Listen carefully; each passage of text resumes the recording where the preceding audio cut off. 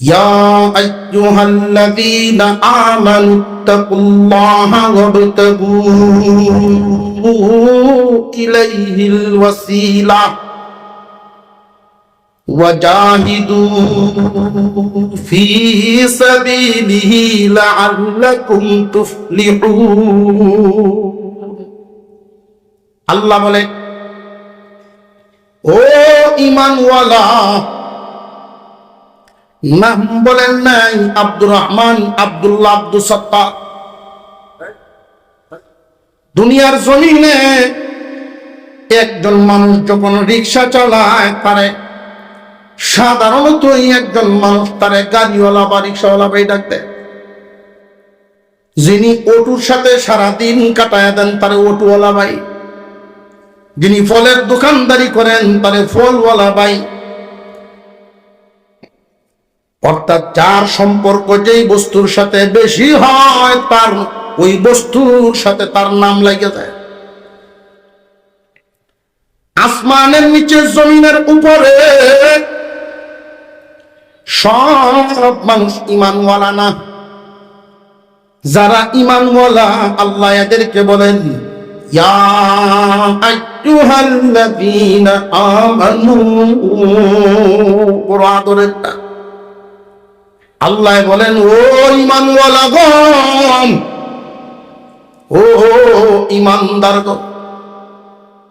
আয়াতের শেষে তিনি ঘোষণা দেন, লাআল্লাকুম তুফলিহুন। তোমরাই সফল, তোমরাই বিজয়ী। নিশ্চয়ই নিশ্চয়ই তোমরা সফল। দুনিয়াতেও তোমাদের রাজত্ব, আখিরাতেও তোমাদের রাজত্ব। দুনিয়ার জমিনেও তোমাদের উপরে কেউ আঙুল ঘুরাইতে পারবে না, চোখ ঘোরাতে পারবে না। এবং আখিরাতে তো অন্যরা কোন, দুনিয়াতে যাই হোক সূর্যের আলো পাইব, তোমাদেরকে মাইনা চলতে হবে। আসমান জমিন আল্লাহর, মুমিন মুসলমানরা ঈমানদাররা আল্লাহর প্রতিনিধি। জমিনের ভিতরে, জমিনের উপরে আল্লাহর প্রতিনিধি কারা? ঈমানদার যারা। আসমান জমিনের মালিক আল্লাহ।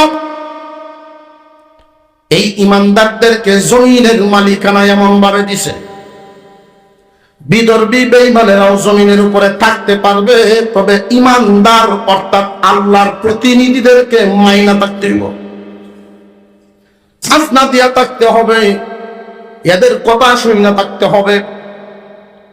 কিন্তু উল্টা দেখতেছি আমরা ভিন্ন। বর্তমান সময়ে দেখা যায় আল্লাহর ঘোষণায়, আল্লাহর বন্টনে বাঘ সিংহ করে মাতাব্বরি, বনের রাজা হওয়ার কথা সিংহ। কিন্তু বর্তমান সময়ে দেখা যায় উল্টা চলে, বনের রাজা কেক শিয়াল। শিয়ালেরা রাজত্ব করে, সিংহরা চুপসে গেছে। কারণটা কি? কারণটা কি? কোন জায়গায় গন্ডগোল? আল্লাহ যে ঘোষণা দিলেন দুনিয়ার রাজত্ব তোমাদেরকেই দেওয়া হবে, আখিরাতের জান্নাত তোমরাই পাইবা। দুনিয়ার রাজত্ব যে আল্লাহ আমাদেরকে দিবেন এই ঘোষণা দিয়েই শুধু ছেড়ে দেন নাই। প্র্যাকটিক্যাল সব জমিনে তাকায় দেখেন দুনিয়ার মানচিত্রটা। এই পৃথিবী চলে যেই বস্তুগুলো দিয়া, আমরা তো খেয়াল করি আমেরিকার দিকে তাকাইলে ওদের বিমান, যুদ্ধ বিমান বেশি, আমরা কম। উপরে দেওয়ালায় না দিল। পাশের দেশ ইন্ডিয়ার দিকে তাকাইলেও তারা উপরের শক্তি অনেক বেশি।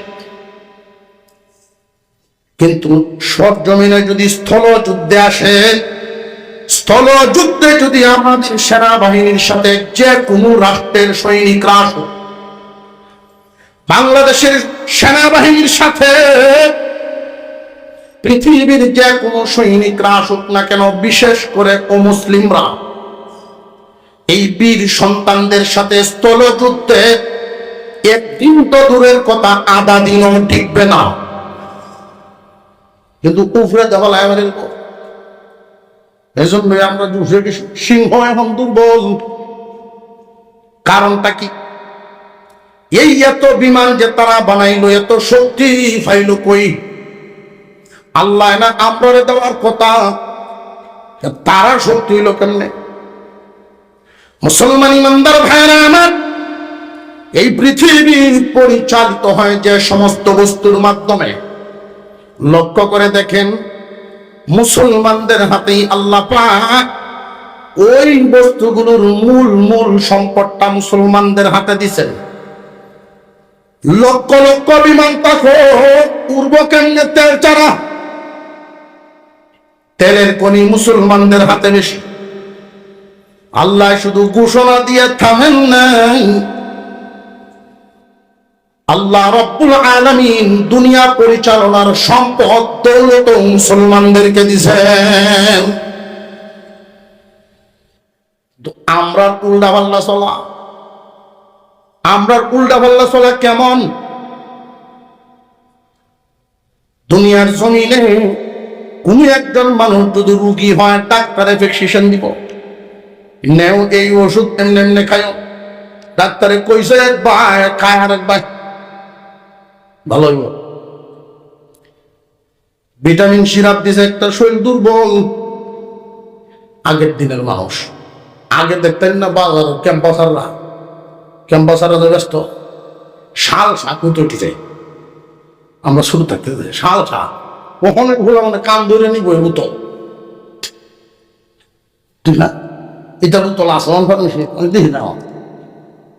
যদি কোন মুরব্বীরা শখ করিয়া লটকায় রাখতে থাকে, সেই আগের দিনের সেই বোতলগুলো খুব মজবুত, লম্বা। এটা এক বোতল সালফা নিত, এটা ভিটামিন, আর এক ডিভা করে দিত। আর ডিভা হেঁটে আসে সাপ কাপের মতো বড়। আমরা চা খাইছে এরকম সাপ কাপের মতো বড় এক কাপ। তো এক বেড়ায় নিচে নিয়ে দেখা যায় না, খায়া মিটে রাখে। খাইলে স্বাস্থ্য পারবো, শক্তি হইব, ওজন শক্তি পারবো, লাগে মিডিয়া। তো এক কাপ কেন ওটা আল্লাহর নাম লয়ে গড় গড়ে ডাইলে দিয়া ওয়ার্তের বোতল খাইছে। নিয়ম মতো খাইছে না অনিয়ম?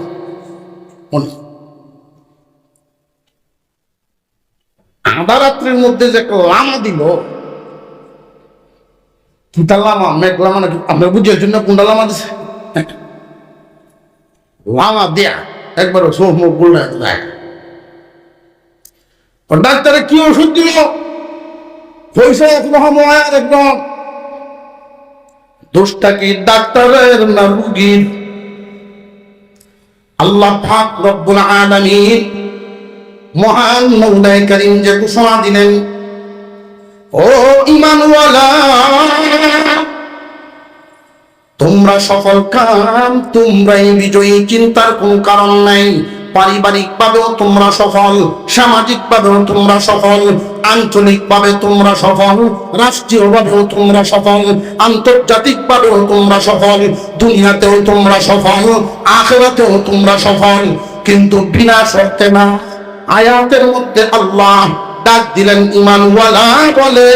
আয়াতের শেষাংশে আল্লাহ বলেন লাআল্লাকুম তুফলিহুন, তোমরা সফল, তোমরা বিজয়ী। কিন্তু মাঝখানে তিনটা শর্ত আছে। আল্লাহ যে সফলতার ঘোষণা দিলেন, বিনা শর্তে না তিন শর্তে। যেই যুগের মানুষদের কাছে সংখ্যা কি পরিমাণ এটা উল্লেখ নেই, কারণ শক্তি তোমার না থাকতে পারে, অস্ত্র শস্ত্র তোমার না থাকতে পারে, ক্ষমতা তোমার না থাকতে পারে, কিন্তু যিনি আদেশ দিয়েছেন, আসমান জমিনের মালিক যিনি, উনার আছে না নাই? আছে। আমার কত দুর্বল ঘিরে সন্দেহ আছে। কিন্তু সন্ধ্যা ব্যক্তির আমার দেশ যদি আমরা দুর্বল ঘিরে মনে করবো, প্রতি বছর হুজুরায় রাজীবপুরি মাগরিবের ঘরে বয় আর খালি মানুষ চিল্লায় যায়। আমরা যে মাঠ ভুলে যাই গিয়া বুঝানি লাগতো না। বাজার বসে যায়, বাজারে সব দোকানদাররা বুঝতে হচ্ছে না, আগের থেকে খেলা শুরু হয়ে যায়। মুফতি সব 100 টাকা দেব, গলা দেয় ডাক্তার, ওই না সালান তোলা ধর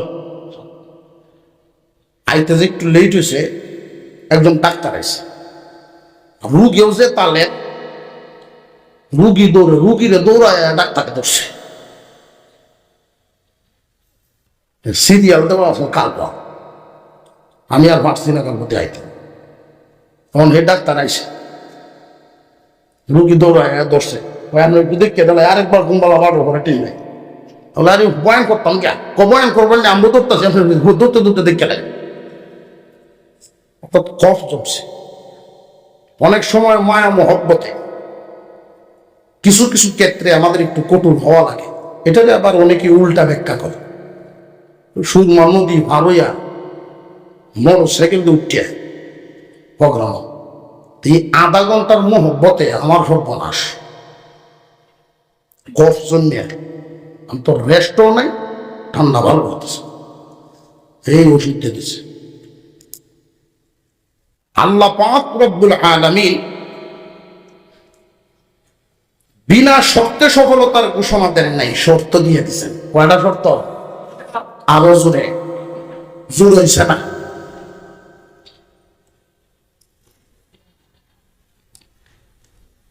মুসলমানের সংখ্যা দুনিয়ায় কি পরিমাণ থাকবে ওইটা উল্লেখ করেন নাই। ওই মানওয়ালা তোমরাই সফল হবে, সংখ্যা কম না বেশি এটা উল্লেখ নেই, শর্ত উল্লেখ। সংখ্যা উল্লেখ না শর্ত উল্লেখ? শর্ত উল্লেখ। আল্লাহ বলে ইয়া আইয়ুহাল্লাযীনা আমানুত্তাকুল্লাহ, এক নাম্বার, ও ঈমানওয়ালা তোমরাই সফল কাম হবে, তোমরা বিজয়ী হবে। এমন কোন জাতি নাই, এমন কোন ক্ষমতাবান বীর বাহাদুর এই জমিনে নাই, কারণ তোমরা আমার, আমি তোমাদের, বাকি সব যারা থাকবে তোমাদেরকে মাইনা থাকতে হবে। কেউ তোমাদের দিকে চোখ রাঙাতে পারবে না, আঙুল তুলতে পারবে না। তিনটা শর্ত মাইনা দুনিয়াদারি করবা। এক নাম্বার ইত্তাকুল্লাহ, এক নাম্বারে আল্লাহর ভয়। আসমান জমিনের মালিক যিনি, উনি ঘোষণা দিলেন তোমাদেরকে যিনি বানাইছেন, তোমাদেরকে যিনি লালন পালন করেন, তোমাদের পূর্বপুরুষদেরও যিনি বানাইছেন, আসমান জমিন দিছেন, তোমাদেরকে নিয়ামত দিয়া রাখছেন, সেই আল্লাহকে ভয় করো। এটা এক নাম্বার সবক। আল্লাহর ভয় আমাদের অন্তরে আছে না নাই? যার যেমন আছে এমন আটটা সুযোগ হইলে একটু প্রভাবটা দিয়ে কার কার আছে? অনেকের বিক্রি হয়েছে হুড়াহুড়ি নাই, মাশাআল্লাহ, আমরা বাস, আমরা বাস। আল্লাহর ভয় আমাদের অন্তরে আছে। উদাহরণ নাই, সুজা সুজি অ্যাকশন। সুজা প্রশ্ন করে আপনারা উত্তর দিবেন। আমরা এখানে যারা আছি সবাই তো আর বাজারে বাসা বাড়ি না, প্রত্যেকের এলাকায় মহল্লা মহল্লায় বাড়ি। আমাদের মহল্লার মসজিদ গুলোতে জুমার নামাজে যে পরিমাণ মুসল্লি হয়, ফজরেও এই পরিমাণই হয়। তো আসলে কি লোক আপনাদের তুললাম, জুমার নামাজ বড়, ফজর কি সুন্নাত। যেই যুগের মানুষ আল্লাহকে ভয় করবে, যেই এলাকার মানুষ, যেই মুমিনরা আল্লাহকে ভয় করবে, ফজরের জামাত আর জুমার জামাত সমান বড় হবে। বরং তুলনামূলক ভাবে জুমার চাইতে ফজরের ফজিলত বেশি। জুমার নামাজে যেমন যেমন সহজ, ফজরে যেমন এমন সহজ না। কঠিন দেখে অনেক সময় মুয়াজ্জিন বা ইমাম সব একলা করে 1000-1500 বুড়ের মহল্লা একলা করে। অথচ জুমার দিন ঠিক এই মসজিদের কেশিয়ার যে সভাপতি, যে এলাকার সবচেয়ে বড় মিস্টার, মিস্টার, যে আমি নাম তুলছি মিস্টার, তুতাটাই ঠিক হয়েছে না, মসজিদের সভাপতি হয়ে চাই মিস্টার শুক্রবার দিন কোনো হিংসা ফজরের তাজান যেদিন গত মঙ্গলবার দিন আসসালাতু খায়রুম মিনান নাওম কইছিলেন না, মনে আছে? অথচ নামাজ পড়ছে না, এটা মনে আছে। অর্থাৎ ইমাম সামনে সবসময় জাকাত দেওয়া হয়। মুসলমান ইমানদার ভাইয়েরা আমার, এক নাম্বার পরীক্ষা হয়ে গেল। লক্ষ্য করে তাকায় দেখবেন আল্লাহর ভয় মুমিনের অন্তরে কম না বেশি, বেশি না কম, লক্ষ্য করে দেখবেন। মুমিন মুসলমানেরা মুখে বলি ঠিকই, হাত উঠাই ঠিকই, কিন্তু বাস্তবে আল্লাহর ভয় আমাদের অন্তরে নাই।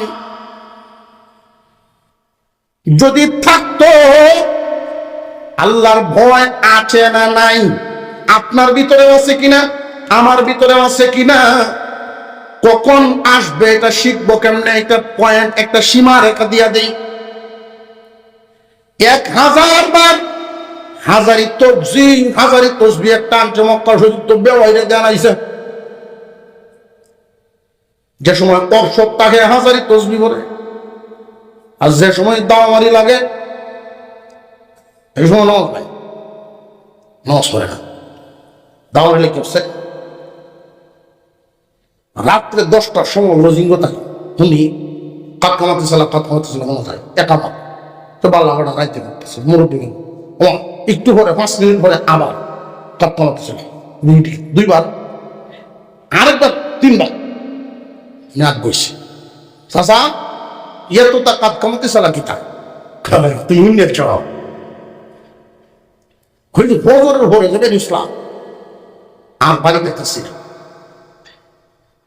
কামলারা উল্টা ফল্লা রায় জোর আসর মাগরিব এই 3 ওয়াক্ত আউর হয়ে গেছে। এজন্য সারাদিনের কাত কামাতে চলে সব এক কামড়ে আছে। আর সে সময় অবসরটা হয় 1000 তসবিহ। মুসলমান ইমানদার ভাইয়েরা আমার, আল্লাহর ভয় আপনার আমার ভিতরে আছে কিনা এটা বুঝবেন কেমনে? কার ভিতরে আল্লাহর ভয় আছে, কি পরিমাণ আছে? কার ভিতরে আল্লাহর ভয় আছে? ইত্তাকুল্লাহ, এই আদেশ, এই হুকুমের প্রতি কার কার আমল আছে এটা বুঝবেন কেমনে? শর্টকাট একটা শব্দ আপনাদের জবানে নিজেরা উচ্চারণ করেন, ফরজ ওয়াজিব ছাড়ে না, হারাম কাজ করে না।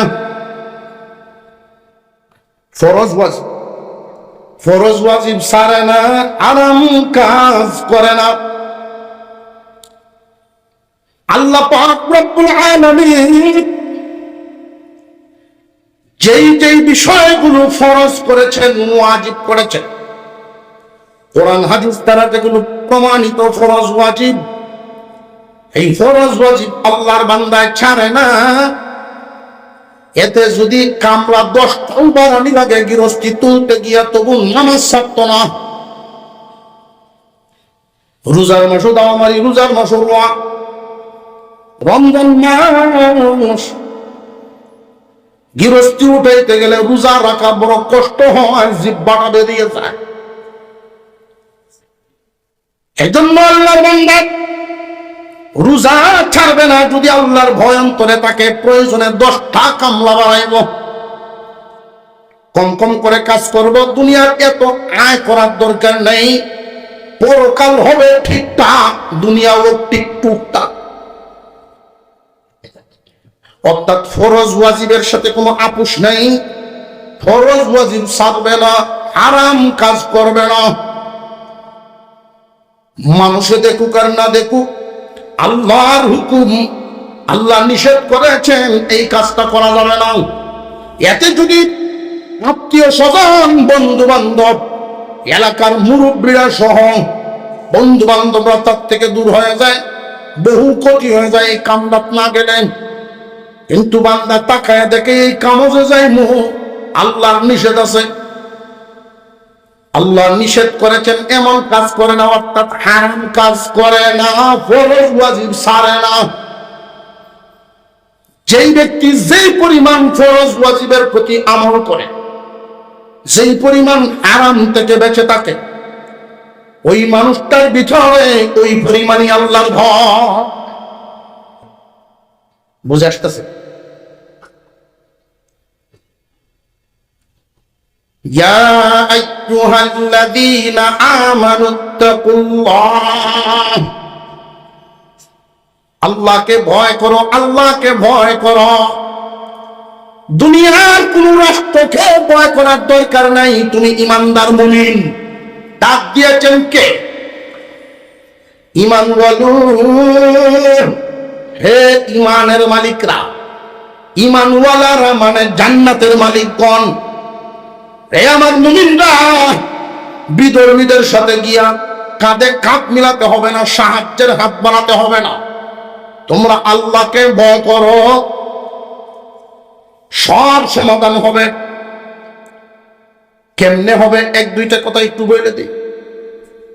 মুফাসসিরিনে কেরাম এখানে প্রশ্ন করেছেন, আল্লাহকে যে ভয় করব, দুনিয়ার মানুষ জানে আল্লাহ আদেশ করেছেন, নিষেধ করেছেন, এরপরেও মানুষে মানে না। রমজান মাসে রোজা রাখুন, নফলটা বরস আরো জুড়ে, এরপরেও লাল ভোট চলেনি। আল্লাহ হুকুম দিছেন 5 ওয়াক্ত নামাজ পড়ন লাগবে। বাইতুল আতিক মসজিদে জামাত হচ্ছে, আবার দুহানদারিও চলছে। এটাও মুসলমান আছে না নেই? তার মানে এই না যে লুলা একটা যেতে পারে না, সব ঠিক আছে, যায় না। কেন যায় না? আল্লাহ হুকুম দিয়েছেন আল্লাহকে ভয় করো, কিন্তু ভয় করে না কেন, করি না কেন? দুনিয়ার জমিনে মানুষের স্বভাব, দুই কারণে মানুষ ভয় করে। দুইটা কারণে, একে অপরকে, এক দেশ আরেক দেশকে, একটা গ্রাম আরেকটা গ্রামকে ভয় করে। দুইটা কারণে। এক নাম্বার হলো অস্ত্রের কারণে, আরেকটা হলো সৈনিকের কারণে। যার অস্ত্র বেশি তারা ডরায়, যার সৈনিক বেশি তারও দাম আছে, ডরায়, লাঠি বেশি। ঠিক না? ঠিক। একটা গ্রাম যদি আরেকটা গ্রামকে ভয় পায়, দুই কারণে এর মানুষ বেশি। একটা দেশ যদি আরেকটা দেশকে ভয় পায়, এই দুই কারণে, অস্ত্র বেশি নইলে সৈনিক বেশি। আমরা যে আল্লাহকে ভয় পাই না, কারণ আমরা মনে করি আল্লাহর অস্ত্রও নেই, আল্লাহর সৈনিকও নেই। মুফাসসিরিনে কেরাম এই জায়গায় একটা কথা উল্লেখ করেন। এই কথাগুলো বলার উদ্দেশ্য হলো, বান্দারে, আমরা মুসলমান, আমরা ইমানদার। বর্তমান দুনিয়ায় যেই তাল বাহানা, যে হাওয়া চলতেছে, নেট দুনিয়ায় দেখতেছেন, আমার জমিনে, আমার বাংলায়, আমার পবিত্র উলিয়ার জমিনে মুসলমানের সন্তানকে কুপিয়ে হত্যা করে, তাও আবার বিধর্মী একজন মানুষ তার সচরাচর সত্যিকারের পিছানোর মতো আমরা পাই না। মানুষের অন্তরে আগুন লাগে, মুসলমানের অন্তর জ্বলে। অথচ আল্লাহ বলেছেন আল্লাহকে ভয় করো, সবটি কম। জানিয়ে রাখবেন, এই জমিনে যত বিশৃঙ্খলার জন্য আমিও দায়ী, কারণ আল্লাহর হুকুম পালন করতে আমিও ব্যর্থ। আল্লাহকে ভয় করার পিছনে আমিও দায়ী, আপনিও দায়ী, সমাজের অনেক বেশিরভাগ মানুষ দায়ী। এই জন্য আল্লাহর সাহায্য আমরা পিছনে নাই। এমন একটা সময় ছিল মুসলমানের সংখ্যা মাত্র 313। কয়জন? মাত্র 313 জন, তাও আবার তরবারি মাত্র 9টা। 313 জন সাহাবী, তরবারি 9টা। বিপক্ষে 1000-এর উপরে, প্রত্যেকের হাতে ডাবল ডাবল অস্ত্র, সব সুযোগ সুবিধা তাদের। কিন্তু আল্লাহ এমন একটা সাহায্য করেছেন, এক সাহায্যের বদৌলতে মুসলমানদের বিজয় নিশ্চিত। সেই আল্লাহ এখনো আছেন না নাই? আল্লাহর সাহায্য কিন্তু আমরা পাই না, কারণ আমাদের ব্যাগ নাই, পাত্র নাই সাহায্য লওয়ার। আল্লাহ হুকুম দিলেন ইত্তাকুল্লাহ, আল্লাহকে ভয় করো। আমরা আল্লাহকে ভয় করি না, মনে করি আল্লাহর বস্ত্রও নাই, আল্লাহর সৈনিকও নাই। আল্লাহ পাক রব্বুল আলামিন বুঝায় দিলেন, বান্দাদের দুনিয়ার জমিনে বড় বড় শক্তিধর দেইকা তাদের সাথে কাঁধে কাঁধ মিলাও। তুমি মনে করছো তাদের অস্ত্র আছে, তোমার সেভ করবো না।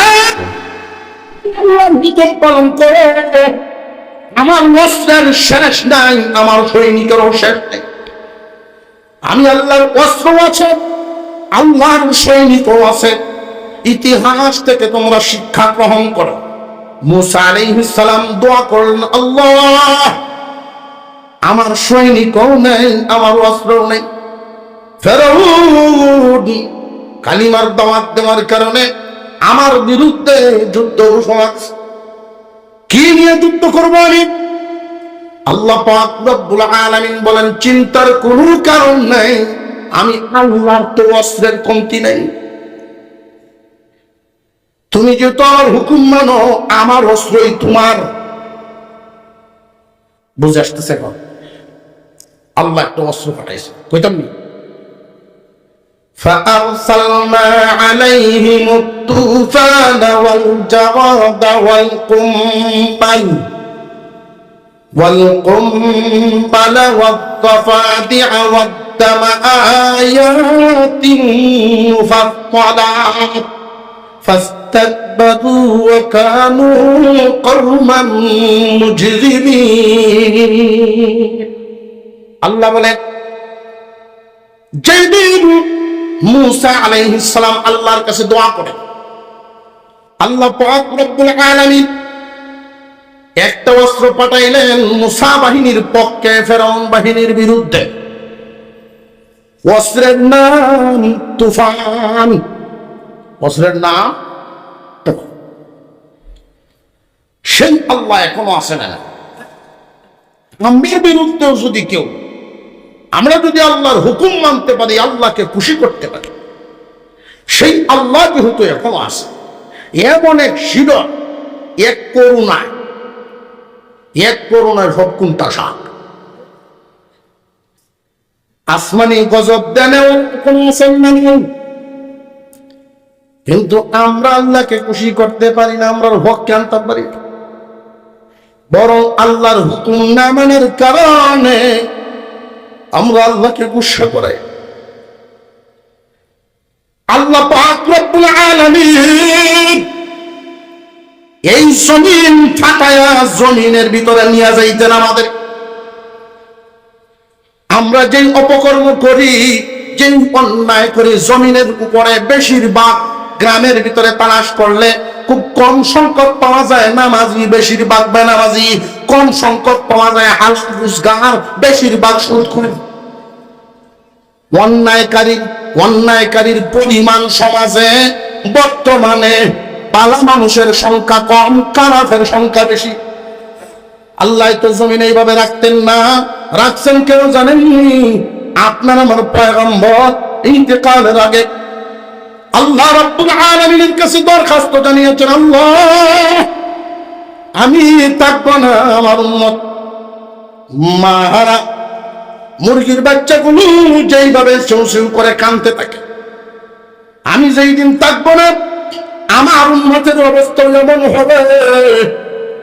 আল্লাহ তোমার কাছে দরখাস্ত করি, গুসা হয়ে রাগান্বিত হয়ে আমার উম্মতকে একসাথে ধ্বংস করে দিও না। আসমানি গজব দিয়া একসাথে ধ্বংস উম্মতে মুহাম্মাদি হবে না, নবীজির দোয়া। মাঝে মাঝে ধাক্কা, শীতকাল লাগে, ঠিক হবে। দেখবেন নিজের হুত যখন বাবার কথা শুনে না, বাবার হুকুম মানে না, তখন শাসারে আনে, মামুরে আনে।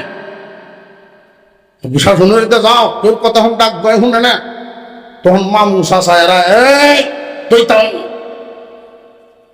আল্লাহ পাকের হুকুম অমান্য হচ্ছে মনে, এই জন্য কাফের আনায়। বুঝাইতেছে?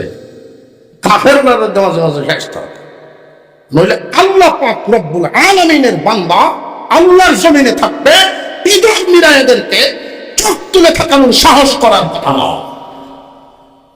আমরার কামাই আল্লাহ পাক তুফান ফাড়াইছে, আজান 1 সপ্তাহ তুফান চলছে, যেমনে বাতাসের বেগ এমনে পানির বেগ। আবার আল্লাহ নোটিশ দিয়ে দিচ্ছেন মুসা বাহিনীর কোনো ক্ষতি হবে না, ফেরাউন বাহিনী বাঁচবে না। বাড়ি ঘর সব লন্ড বন্ধ, এমন হালত হইছে রান্দা ঘরের ডেক বহিবুদি জায়গা চাল, কি অবস্থা হয়েছে এদের হালত হয়েছে এমন। কাঠের তৈরি বাড়ি ঘর লন্ড, জমি তলায় গেছে, পাশের জমি মুসা বাহিনীর, এর পাশেরটা ফেরাউন বাহিনীর। ওইটা ফানি বন্যা, ফসল তলে, এটা ফানি নেই, মাঝখানের কুদরতি একটা দেয়াল আল্লাহর হুকুমে হয়ে আসে। এই সাহায্য জমিনে হয়ে গেছে। 1 সপ্তাহ যুদ্ধ হওয়ার কারণে এরা এমন লেঙ্গুর হালানি ফেলছে, সব মিললে মুসা নবীর তারা সিলিন্ডার। কারণ সাহায্য হয়েছে কার?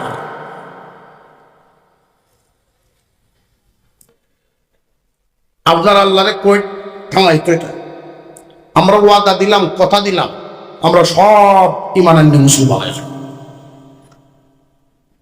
ঠিক আছে, আল্লাহর কাছে দোয়া করছি, বন্যা গেছে। সেই জমির উপরে বন্যা হয়, গিরস যারা বেশি বুঝবে, এই জমিনটা শক্তিশালী হয় বন্যার পানিতে খার।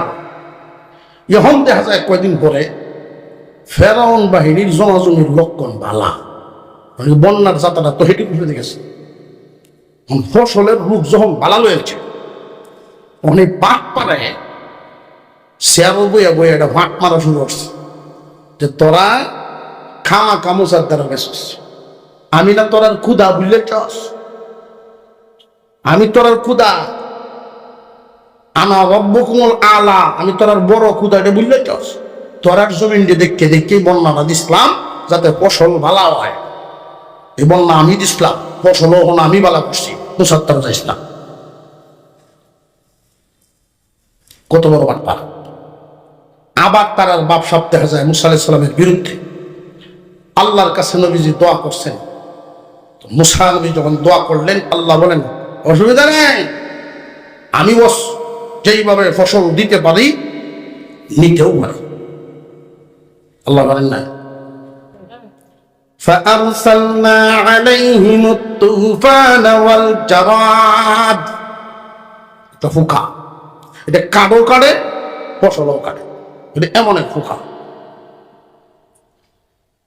কোন কোন মুফাসসির নেকেরাম বলেন এটা টিড্ডি ফসল খায়, কোন কোন মুফাসসির বলেন শুধু ফসল খায় না, এটা কাঠও কাটে। আর কাঠের তৈরি বাড়ি ঘর আছে, 1 সপ্তাহ কাটাকাটির কারণে ধান খেতে আসে, টিকের ভিতরে চাউল নাই। কোন কোন গাছটা দাঁড়ায় রয়েছে, ধান একটাও নাই, খাইছে।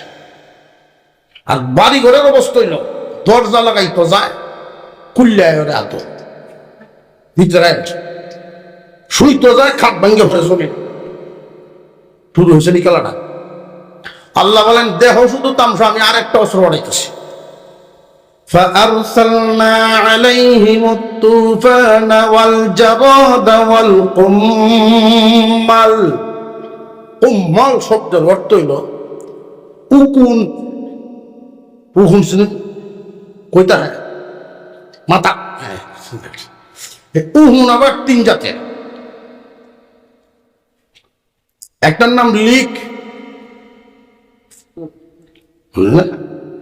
আরেকটার নাম বুট যায়, আরেকটা ডিগরা। আল্লাহ ডিগরাটারে পাঠাইছে, 1 সপ্তাহ এমন খাওয়া খাইছে, মাথার চুল সহ বোয়া সহ বানাইছে। যখন বোয়া নাই মানুষ, বোয়া ছাড়া মানুষ দেখুন জীবনে। মিটিং ডাকছে এরা পরের দিন সকাল 9টার মিটিং, আয়না নাই, তখন নিজে নিজের চেহারা দেখতে বাইরে ঠিকঠাক করে, এই সুযোগ নাই। সকালে যখন মিটিং রওনা দিছে, অমুক জায়গা কে একটারে ভাইছে খারা, এটার বোয়া নাই, দেখতেই উল্টা ভাই তো, ওইটা মানুষ না। এ দূর দেখে একটা তিলিশ মাথা মানুষ। শেষ পর্যন্ত দেখা গেল যে একটি গজব গজব। আল্লাহ বলেন শুধু তাকায় দেখো, আমি আরেকটা পাঠাইতেছি, ওদেরকে শুধু চাপের উপরেই রাখবো। তোমার বিরুদ্ধে দাঁড়াইব কখন? নিজের দৌড়ে শেষ হইত না। فأرسلنا عليهم الطوفان والجراد والقمل والضفادع। জফাদিয়া শব্দের অর্থ হইল ব্যাং। ব্যাং, আল্লাহ ব্যাংকে হুকুম দিলেন যুদ্ধ করো 1 সপ্তাহ। ব্যাংকের মিটিং বইছে, আগে যারা যুদ্ধ করছে প্রত্যেকেরই নিজস্ব শক্তি ক্ষমতা ব্যবহার। আমরা তো এমন এক জাতি, কামড়ও দিতে পারতাম না। ব্যাংকের কামড়ে কেউ হাসপাতাল ঘুমতে দিব না, কামড় দেওয়ারও শক্তি নাই, থাপ্পড় দেওয়ারও শক্তি নেই। আমরা কেমনে যুদ্ধ করবো? আল্লাহ হুকুম দিছে। ব্যাংকের সভাপতি বাসন, ব্যাংকের একদম সভাপতি সাথীরা, মানুষ সৈনিকরা যদি যুদ্ধ করা লাগে 2 জাতের শক্তি লাগে, শারীরিক শক্তি, মেধা শক্তি। শারীরিক শক্তি মানুষের ঠিক থাকবে খাবার খাইতে পারলে, মেধা শক্তি ঠিক থাকবো ঘুমাইতে পারলে। ফেরাউন বাহিনীর সৈনিকদের খাওয়ানো বন্ধ করে দেব, ঘুমও নষ্ট করে দেব, উপাসও থাকবো, পাগল হইব।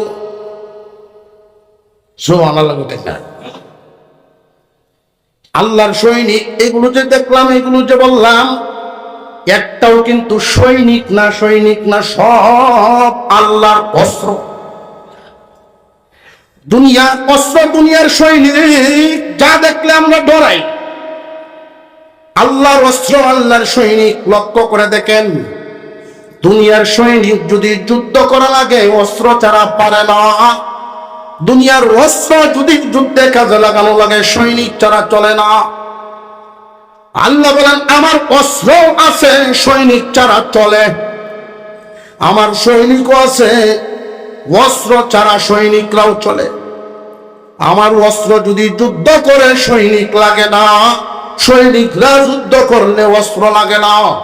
আসমানের নিচে, জমিনের উপরে সমস্ত প্রাণীকুল, এক একটা প্রাণী আল্লাহর এক একটা ক্ষেপণাস্ত্র, এক একটা প্রাণী এক একটা ক্ষেপণাস্ত্র।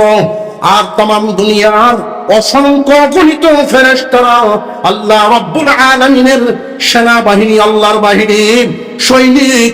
এই সৈনিকের কমান্ডার জিবরাইল আলাইহিস সালাম। জানা নাই সৈনিক আছে। আজান হয়ে গেছে চতুর্দিকে।